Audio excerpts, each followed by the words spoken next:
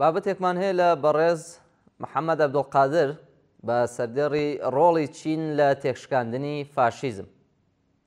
باز لەوە کات کە 80 ساڵ لەمەوبەر چین ڕوبەڕۆی شەڕی درێژخایەن و وێرانکەری دژی میلیتاریزمی ژاپۆن و فاشیزمی جیهانی بووەوە تا سەرکەوتنی ساڵی 1945 زاینی، نەک هەر کۆتای هاتنی شەڕی بەرخۆدانی چین لە دژی دەستدرێژی ژاپۆن کە 1931 بۆ 1945 زاینی بوو، بەڵکو بووە بەردێکی بناغی سەرکەوتنی جیهانی بەسەر فاشیزم لە کاتی شەڕی جیهانی دووەمدا.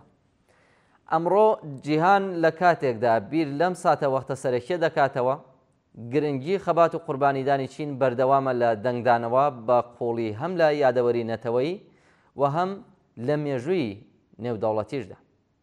لەشکرکێشی تەواوەتی ژاپۆن بۆ سەر چین لە 7 تەمووزی ساڵی 1937 زاینیدا کە دەستی پێکرد دوای ڕووداوی پردی مارکۆپۆلۆ.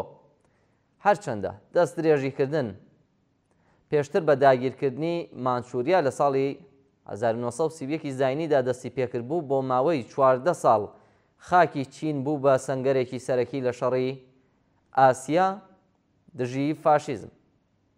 شارەکان وێران بوون، ملوێنان کەس بوونە قوربانی، لە نێویاندا کۆمەڵکوژی نانجیک لە ساڵی 1937دا کە زۆر بەرچاو بوو، پەڵەی لە یادەوەری بە کۆمەڵی گەلی چیندا چەسپاند. سەرەڕای ئازارێکی بێ ئەندازە نەتەوەی چین ڕەتی کردەوە خۆی ڕادەست بکات، تەسلیم نەبوو.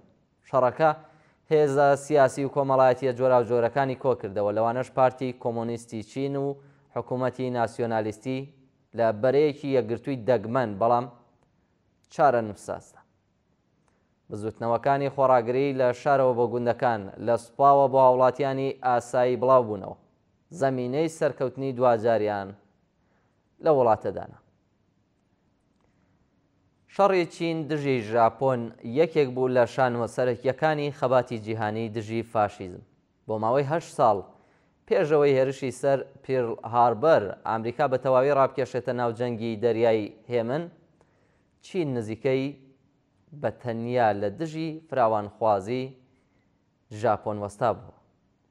چین بە بەستنەوەی زیاتر لە نیوەی سوپای ژاپۆن فشارەکانی لەسەر هێزەکانی هاوپەیمانان لە ناوچەکانی دیکەدا بە شێوەیەکی بەرچاو کەم کردەوە. زیاتر لە 35 ملیۆن چینی لە کاتی شەڕەکەدا کوژرا یان بریندار بوون.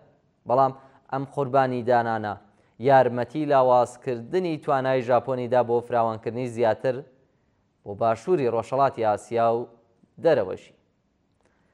سەرکردە نێودەوڵەتیەکان لەو کاتەدا چینیان وەک یەکێک لە هاوپەیمانە چوار گەورەکان ناساند، شانبەشانی ئەمریکا و یەکێتی سۆڤیەت و بەریتانیا.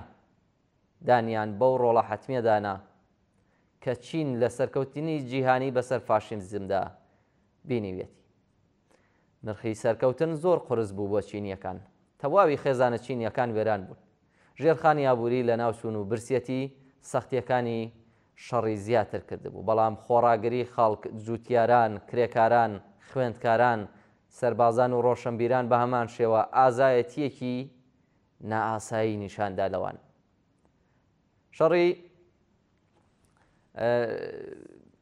شەڕی خەباتکارەکانیان لە لادەیەکان، بەرخۆدانی کولتوری لە ڕێگەی ئەدەب و هونەر و خەباتی بێوچان لە سەنگەری جەنگدا، هەمویان هێمای ڕوحی نەبراوەی نەتەوەیەک بوون کە بڕیاری مانەوەیان هەبوو. ئەم ڕوحە بوو بەهێزێکی بەهێز کە چینی مۆدێرن بنیات بنرێت. سەرکەوتنەکە نەکەر سەروەری نەتەوەی پاراست، بەڵکو سەرەتای بزوتنەوەیەکی فراوانتر بوو بۆ بەرەو سەربەخۆیی و چاکسازی کۆمەڵایەتی و مۆدێرنیزاسیۆن لە وڵاتە. دوای 80 ساڵ میراتی سەرکەوتنی چین بەسەر دەستدرێژی و فاشیزمی ژاپۆن بەردەوامە لە داڕشتنی جیهانبینی میلەتەکە. بۆ چین بیرهێنانەوەی ئەم مێژووە تەنها ڕێگرتن نییە لە قوربانیدانی ڕابردوو، بەڵکو پاراستنی ئاشتیە بۆ داهاتوو. چین هەموو ساڵێک یادی 3 ئەیلول وەک ڕۆژی سەرکەوتن بەسەر شەڕانگێزی ژاپۆندا ئەم یادە دەکاتەوە. ئەم ڕێوڕەسمانە وەک بیرهێنانەوەی ڕێزلێنان بۆ تێچووی شەڕ و بەهای ئاشتی دەبینرێت.